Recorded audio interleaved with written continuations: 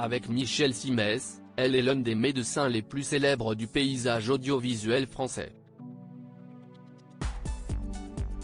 Il faut dire que Marina Carrère d'Ancos s'est fait une place de renom aux commandes du magazine de la santé, France 5. Mais avant d'être animatrice, la charmante blonde de 60 ans est médecin échographiste.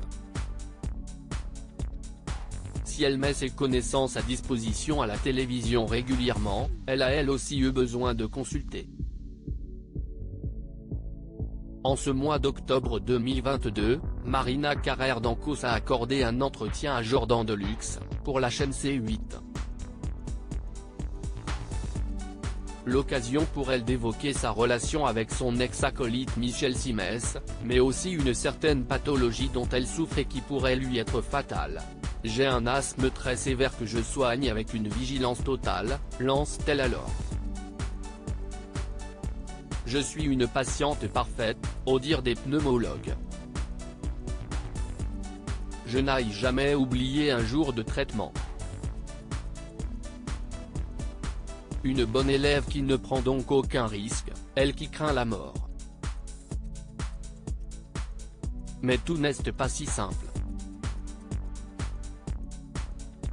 Son interlocuteur semble surpris de la voir si sérieuse dans son traitement, pensant alors qu'elle n'a besoin que de quelques bouffées de ventoline, un médicament à base de salbutamol utilisé par les personnes souffrant d'asthme. La réalité est en fait bien différente. Ah non, si est beaucoup de comprimés tous les jours, insiste Marina Carrère d'Ancos, qui a été dans le coma par le passé après un terrible accident. Et d'ajouter, le traitement est indispensable parce que si est quand même une maladie potentiellement mortelle.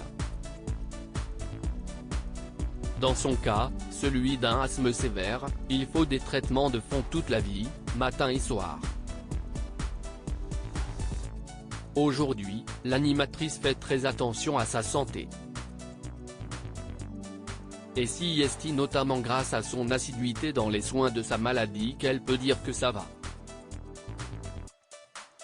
Toutefois, par moments, au contact de certains animaux très appréciés des Français, Marina Carrère d'Ancos peut rechuter.